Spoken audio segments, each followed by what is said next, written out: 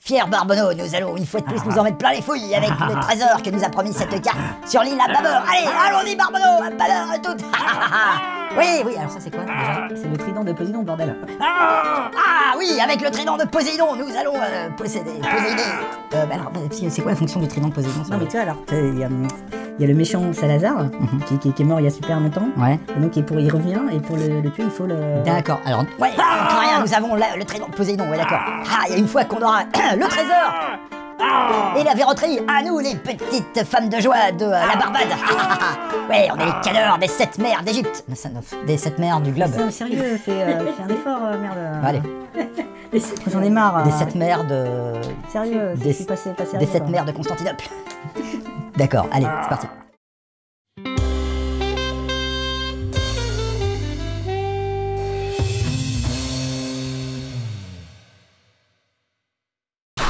Bienvenue dans la Guichroom.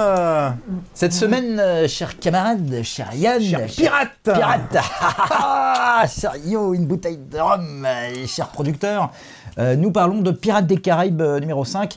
Pirates des Caraïbes en version française, La Vengeance de Salazar. Donc c'est le 5e épisode de la franchise, qui battait un petit peu de l'aile depuis quelques temps. Le dernier épisode remonte à 2011. Ouais, le très mauvais... Ah oui, pas terrible, Pirates des pas terrible du tout, qui était réalisé par Rob Marshall, il me semble.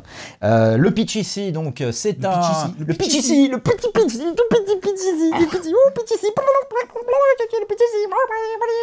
Ah, faut pas me lancer. Donc le pitch, c'est donc un fantôme incarné... C'est un pirate fantôme incarné par Javier Bardem, qui vient se venger, donc c'est le Salazar du titre, qui vient se venger de Jack Sparrow, d'un truc que Jack Sparrow lui a fait quand il était tout jeune. C'est dingue, c'est absolument, on n'a pas du tout l'impression de voir le Pirate des Caraïbes 1. Ah non, rien à voir du tout. Alors cela dit, les deux réalisateurs, dont tu vas nous dire un mot peut-être avant qu'on lance le chrono, Joachim Ronning et Espen Sandberg. Ils reconnaissent quand même que leur inspiration, c'est le premier volet. C'est officiellement, c'est quasiment un reboot. C'est à la fois, c'est censé terminer la franchise, parce qu'ils annoncent plus ou moins que c'est un peu le dernier. Ouais, c'est ça. Ils annoncent. Ouais, mais en même temps, c'est un reboot vraiment total du premier. Quoi. Ouais. Et les deux... Connard à bâbord. Ouais, sinon...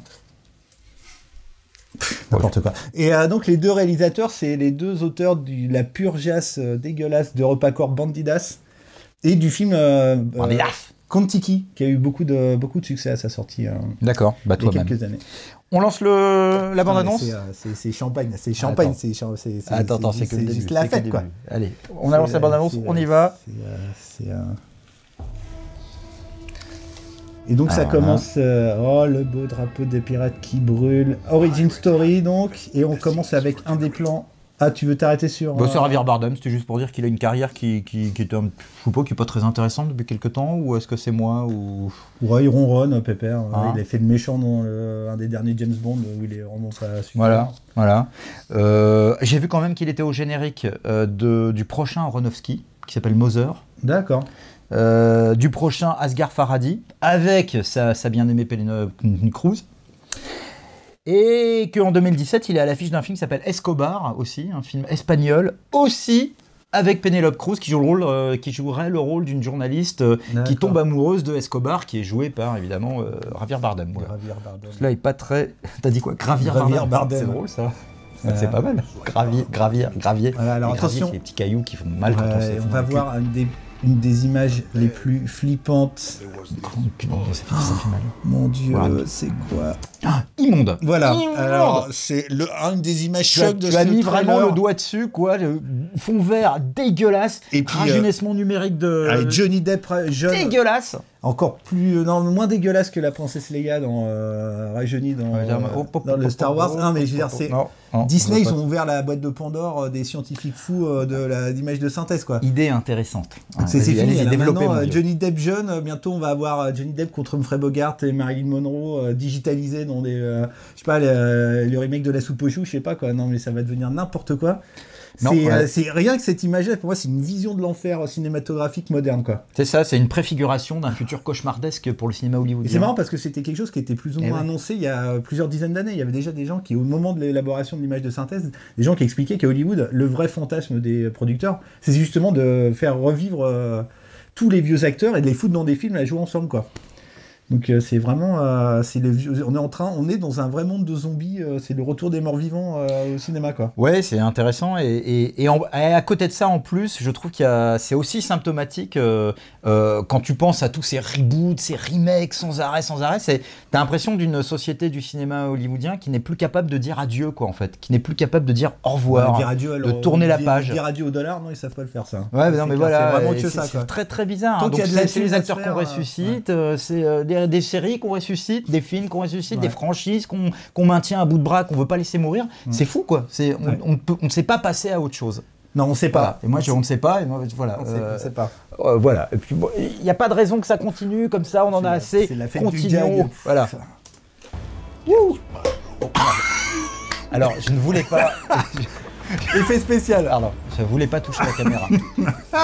Bon, ces plans sont immondes. Ouais. Donc voilà. Puis en plus, c'est bien. Le trailer raconte absolument tout le film. Donc là, il est mort, mais il est pas mort. J'ai du sang dans la bouche. Je vais me venger. Donc toujours une production de Jerry Bruckheimer. 350 millions de dollars de budget annoncé. Ce qui est assez hallucinant, quoi. Ouais. Et voilà. Et on va arrêter sur ça ne tient même pas compte du frais marketing en plus, oui. De l'héroïne, qui est jouée par l'actrice anglo-brésilienne Kaya Scodelario, qu'on a vu dans Skins et dans la série, la franchise Labyrinthe. D'accord. Voilà, qui est une petite nana assez mignonne, qui joue une astronome mathématicienne. Voilà. Après, bon, ça, c'est assez beau, ça. Ouais. Cette actrice, c'est intéressant parce que, ça, on ne le sait pas forcément, elle avait un premier prénom que ses parents finalement ont viré parce que c'était Canoë. Canoë Kaya. Continuons. Oh non. C'est normal qu'il le virait parce qu'ils sont Canoë Kaya Scudella. Donc c'était Geoffrey Rush. Heureusement que la plupart des gens de mon travail ne regardent pas ces vidéos. Oui, personne ne regarde ces vidéos, de toute façon, donc on est tranquille. Donc Geoffrey Rush, c'est avec Johnny Depp et un autre acteur, je ne sais plus comment il s'appelle, ils sont les trois acteurs à avoir toujours tourné dans tous les films Pirates des Caraïbes. Avec Kevin McNally. On a dit qu'il revenait Orlando Bloom depuis tout à l'heure. Non, on l'a pas dit, mais effectivement. Parce qu'il n'était pas dans le 4, et là il reprendrait son rôle. Il revient, et là on tombe sur le jeune Benet tête à claque héros qui vient du magnifique navet Gods of Egypt. C'est Brenton Thwaites qui joue justement le fils du personnage d'Orlando Bloom et de Keira Knightley. Donc très bien. Orlando Bloom revient, mais on le voit pas dans la bande-annonce, et Keira Knightley, on sait pas trop. Voilà, ça sort le 24 mai tout ça. Et le pauvre Johnny Depp. Le 24 mai sorti. Johnny Depp, c'est un peu le champ du cinéma. Ah oui, c'est vraiment c'est une longue agonie cinématographique. Mais de toute façon, c'est au moins 10 ans, quoi. Pirates des Caraïbes, c'est une franchise qui a un peu détruit la carrière de tous les gens qui ont bossé. Oui, c'est intéressant cette observation. C'est vrai, j'avais pas fait gaffe. Moi, Johnny Depp, c'est devenu la caricature de lui-même. Orlando Bloom. C'est le seul plan que je trouve marrant avec le requin en squelette là. Regarde, c'est horrible. Ouais. C'est hideux, quoi. Mais oui, t'as raison, ça a flingué un peu les carrières de tout le monde. Ouais, et même Gore Verbinski. Oh, c'était sale, ça. Bon, ça, là, tu penses vachement au 3 ou 4, où il y avait le monstre, le Kraken, machin, là, de bidule. Ouais, toujours la même chose, tout ça. Ouais. Il y a Golshifteh Farahani, j'ai vu au générique également. Il me semble pas qu'on l'ait vu dans la bande-annonce. C'est qui, déjà ? C'est l'actrice iranienne. Ah, la petite bombasse qui joue dans le... La charmante actrice la magnifique et extrêmement talentueuse. Qui joue dans le Jim Jarmusch. Moi, je me désolidarise. Non, mais elle est... C'est pas méchant, elle est juste magnifique, cette actrice. C'est plus élégant que... voilà. Est-ce qu'il est temps que nous passions à la notation ? Je pense qu'on Est-ce que tu as des choses à rajouter sur... Non, moi ça m'intéresse. Rien. Pirates des Caraïbes ne m'intéresse pas. Alors moi j'ai bien aimé les deux premiers. Le premier était une énorme surprise quand même, il faut un peu remettre le truc dans le contexte, c'est que personne n'attendait un film aussi bien, l'air de rien, dans le premier. Tout le monde s'attendait parce qu'on est... Le truc qui était une adaptation d'une attraction de Disneyland. Disneyland, enfin. Donc ils ont réussi à faire un film pour le coup assez fun, Et avec Johnny Depp, pour le coup, qui était assez marrant et pittoresque en pirate, un peu taré et tout. Bah, c'était nouveau. Voilà, le deuxième, vaut par la scène d'intro du deuxième, qui est le film dans le film, où il court dans l'espèce de roue de moulin pour chasser par des cannibales. Cette scène est complètement dingue. Ouais. C'est vraiment une scène assez impressionnante. C'est dans le 2 aussi où le bateau se retourne et la mer se retourne aussi. Ah, je sais plus. Je sais plus si dans le 2 ou le 3, ça. c'est quand même un plan assez incroyable. Mais voilà, donc les deux premiers sont très très bien. Dans le genre, hein, pour le coup, popcorn, généreux, enfin surtout, les films de Gore Verbinski, en général, ils sont généreux, comme Lone Rangers, qui est... j'aime bien moi j'aime beaucoup Lone Rangers, qui était son chant du cinéma artistique. On n'est pas beaucoup à avoir aimé ce film. Mais voilà, et ce mec, il a une vraie culture populaire, un peu tarée, voilà, qui est loin de tous les trucs édulcorés qu'on peut se fader, voilà. Bon, mais maintenant, c'est devenu rien du tout. Voilà, il n'est plus là, Gore Verbinski, même Rob Marshall, le réalisateur du précédent, n'est plus là non plus. Il y a ces deux types là, Ronning et Sandberg, norvégiens, qui viennent de la pub. Ouais, et qui ont tourné Marco Polo aussi, ceux qui ont filmé Marco Polo, la série. Série qui a été annulée d'ailleurs au bout de 2 saisons par Netflix. Bien, passons à la notation. On a quoi? Qu'est-ce qu'on a? On a un mini Sparrow. Combien de mini Sparrow sur 5 que tu mets pour exprimer ton attente ou pas de ce film? 1. Putain la vache.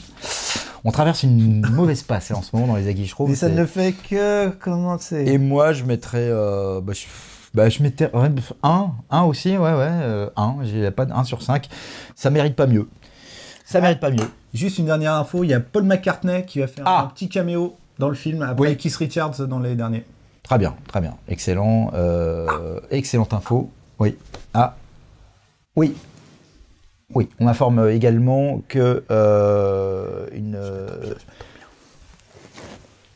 D'accord, non, en fait, c'est pas vrai. Non, en fait, rien du tout. Désolé, voilà. C'est tout. C'est nul. Moi, je ne trouve pas de vanne. Pirouette. On va se retourner. Badaboum. Je donne juste moi. Chapeau l'artiste. 9-4. Bon, bah allez, à la semaine prochaine. Hein. Oh, putain. Et restez après le générique, il y a un petit bonus.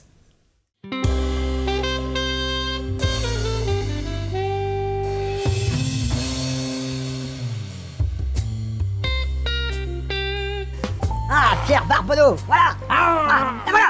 Lynn nous a promis la carte que nous avons achetée à prix d'or. Elle est là-bas, à bâbord toute. On va enfin s'en foutre plein les fouilles avec ce trésor des 7 couronnes. Oui, et toi et ton fier trident du Poséidon qui va nous faire vaincre tous les ennemis qui nous attendent sur place. Une fois qu'on aura mis la main sur le trésor, sur toute cette verroterie. À nous les filles de joie des 7 mers de la Barbade. Nous les cadors, c'est nous les cadors de tous les océans. C'est-à-dire, les kékés des Caraïbes. Oh merde, putain de merde, un récif. Ah merde.